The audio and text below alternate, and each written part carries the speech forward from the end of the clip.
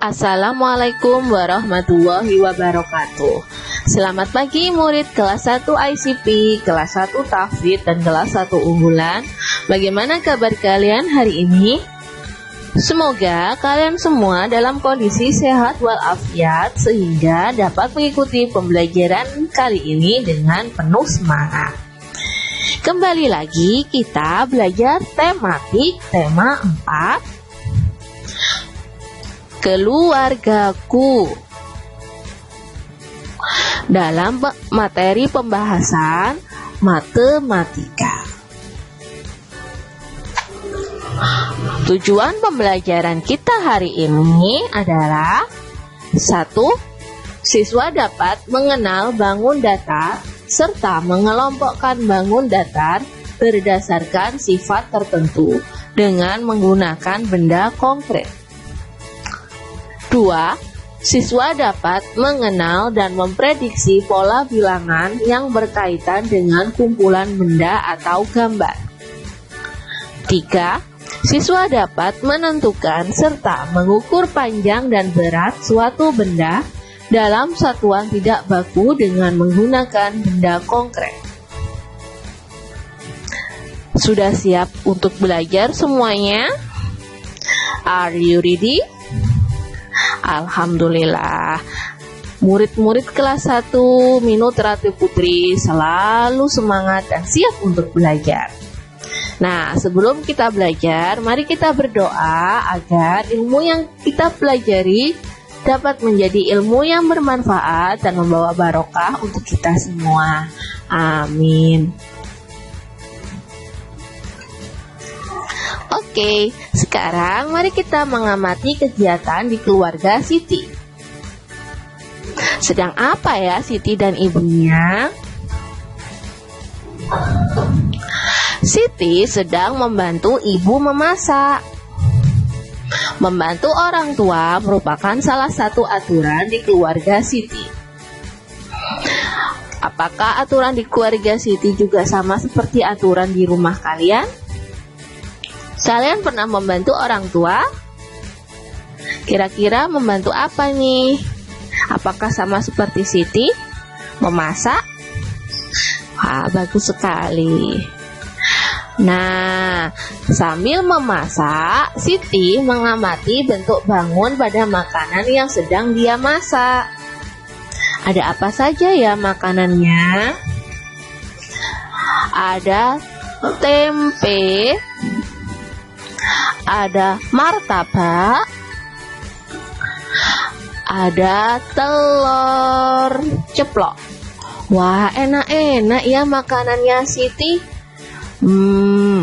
Kira-kira di balik bentuk makanan-makanan ini apa saja ya bangun datarnya yang ada? Apakah kalian tahu? Nah, kita bahas satu persatu mulai dari tempe. Tempe bentuknya seperti ini. Memiliki berapa sisi ya? Yuk kita hitung sama-sama. 1, 2, 3, 4. Tempe memiliki 4 sisi. Berarti tempe memiliki bentuk segi 4. Lanjut. Sekarang ke martabak. Kita hitung ya berapa sisi pada martabak ini. 1, 2, 3. Ada 3 sisi. Martabaknya memiliki 3 sisi. Dan sisinya yang paling ujung runcing, lancip. Nah, kira-kira bentuk datar apa ya yang cocok untuk martabak? Betul sekali, bentuk segitiga. Sekarang kita ke telur ceplok. Kita hitung berapa sisi yang ada pada telur ceplok ya. 1, Tuh, tapi melengkung. Telur ceplok memiliki satu sisi melengkung. Nah, bangun datar apa ya yang cocok dengan telur ceplok? Betul sekali, telur ceplok memiliki bentuk bangun datar lingkaran. Nah, sekarang bisa tidak kalian menyebutkan bangun datar yang ada di sekitar kalian? Ada apa saja? Bagus sekali. Bangun datar terdiri dari satu, segi empat. Segi empat itu yang memiliki 4 sisi. Sisinya ada 4.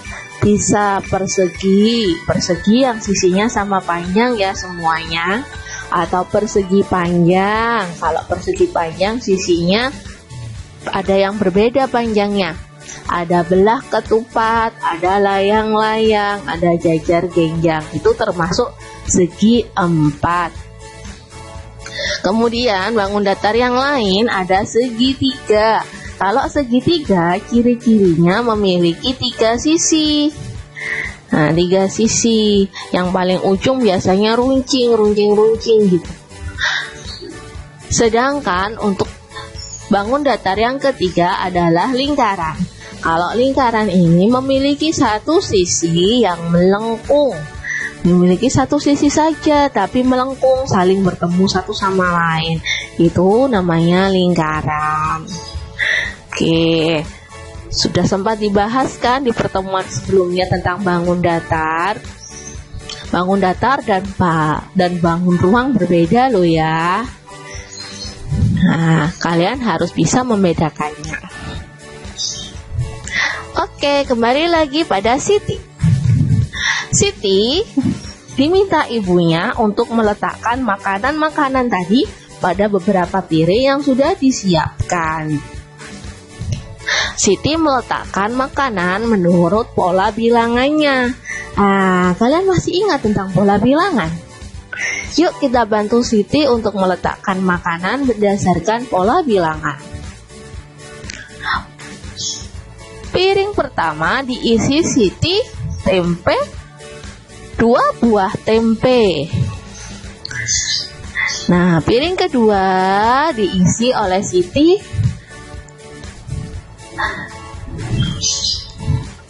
4 buah tempe. Berarti untuk piring ketiga, berapa jumlah tempe yang harus diletakkan oleh Siti? Yuk kita cari polanya dulu. Piring pertama diisi 2 tempe, piring kedua 4 tempe. Berarti piring ketiga berapa tempe ya? Nah, dari piring pertama ke piring kedua, kira-kira jumlahnya tambah banyak atau tambah sedikit? Nah, betul sekali, jumlahnya tambah banyak.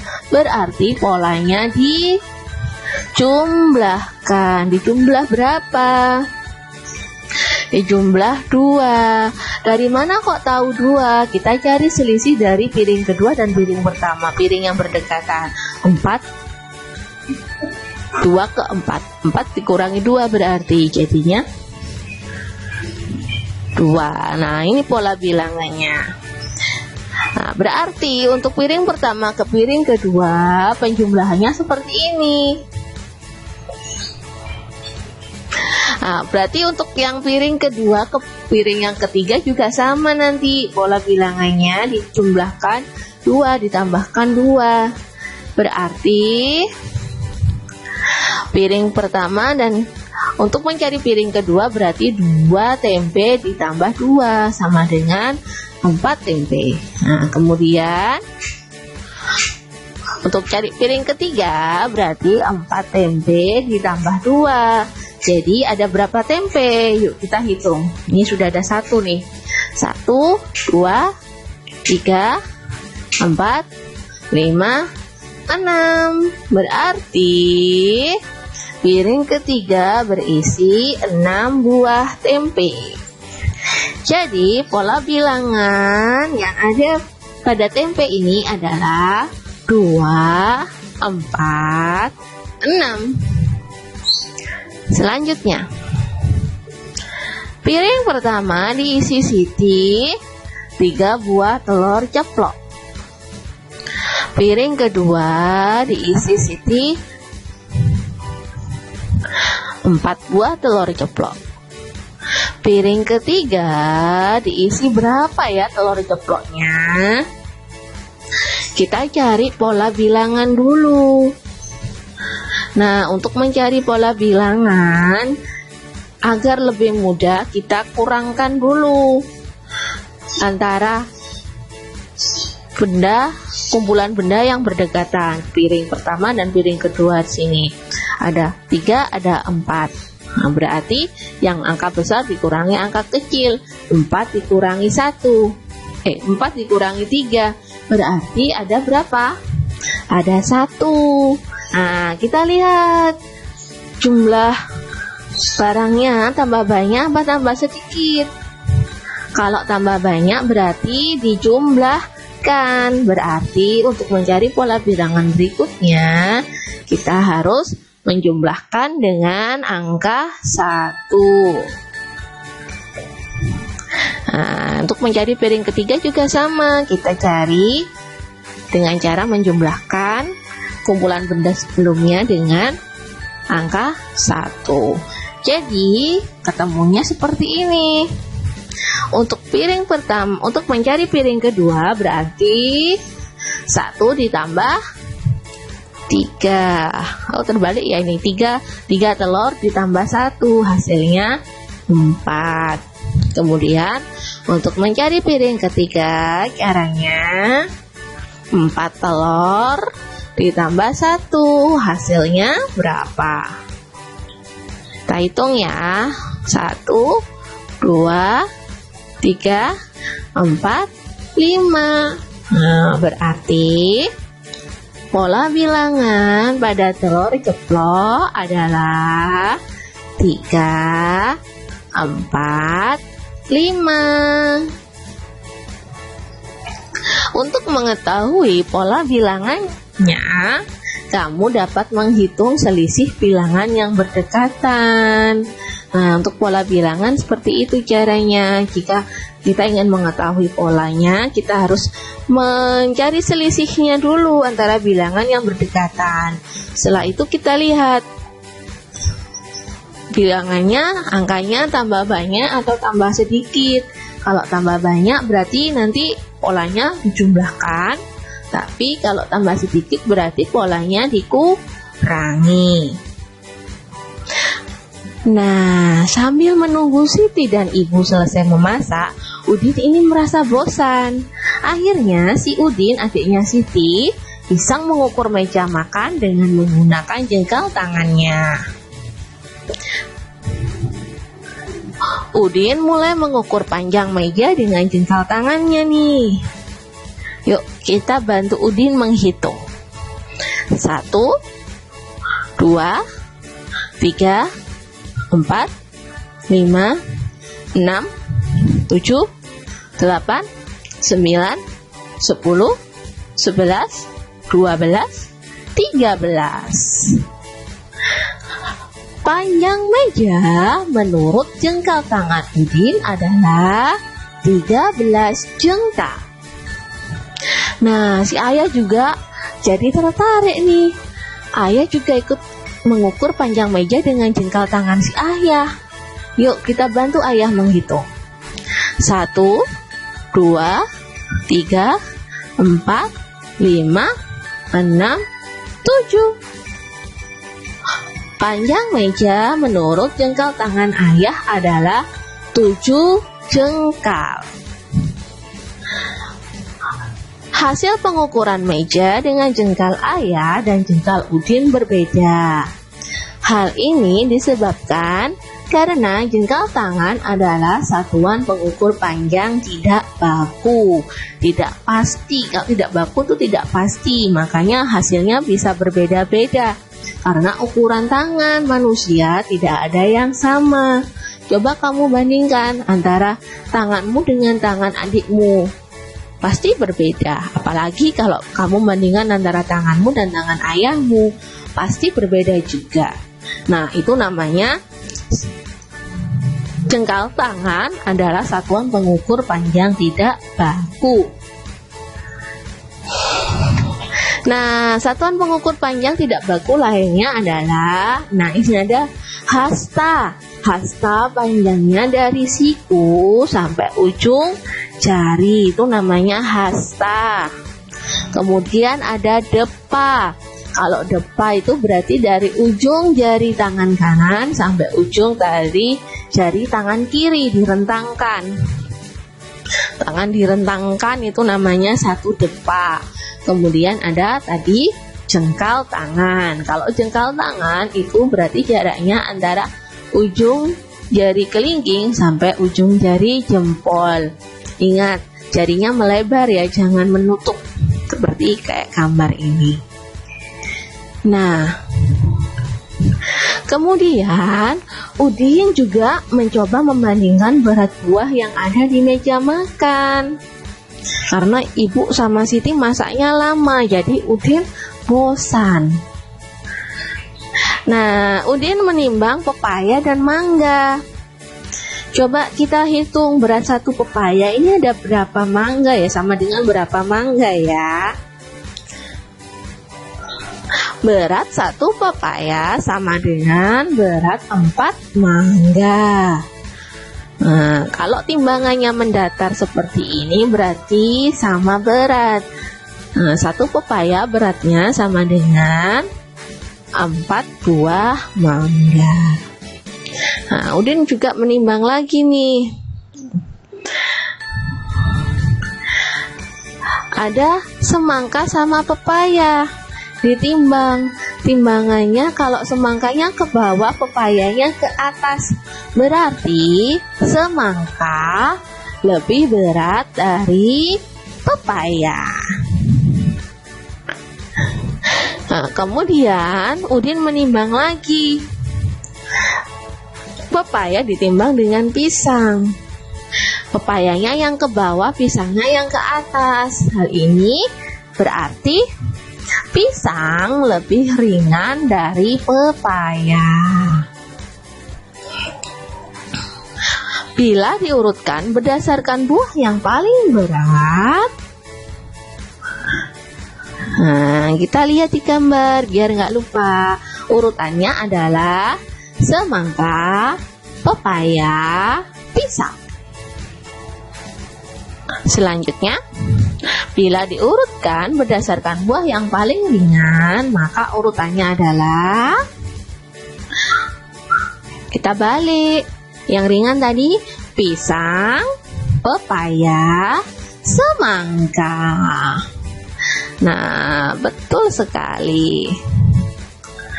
Alhamdulillah, akhirnya masakan Ibu dan Siti telah siap. Mereka kemudian makan bersama dengan gembira. Sebelum makan, mereka tidak lupa untuk berdoa sebagai wujud rasa syukur karena telah diberi rezeki berupa makanan oleh Allah. Nah, masih ingat kan? Berdoa sebelum makan termasuk pengamalan Pancasila sila pertama. Betul sekali, ketuhanan yang Maha Esa. Berdoa sebelum makan juga termasuk aturan yang harus kita laksanakan. Oke, sekarang kita beralih pada tugas karena materinya sudah habis. Tugasnya, kerjakan latihan Bu Pena 1B. Pertama, kerjakan halaman 144. Muatan matematika KD 3.5 nomor 1 sampai 4. Kemudian kerjakan juga halaman 166. Muatan matematika KD 3.8 nomor 1 sampai 4. Hasil pekerjaan kemudian difoto dan dikirim ke wali kelas masing-masing. Kerjakan di kitab pulpena aja ya, biar enggak biar enak, lebih enak. Nah, hanya halaman 144 dan 166 yang muatan KD matematika, jangan kerjakan yang lain. Biar nggak terlalu banyak tugasnya. Oke? Akhirnya materi hari ini telah selesai. Semoga apa yang sudah disampaikan oleh Bu Guru dapat dipahami dan dapat menambah ilmu kalian semua. Terima kasih telah menonton video pembahasan kali ini hingga selesai. Sampai jumpa lagi di pertemuan berikutnya. Wassalamualaikum warahmatullahi wabarakatuh.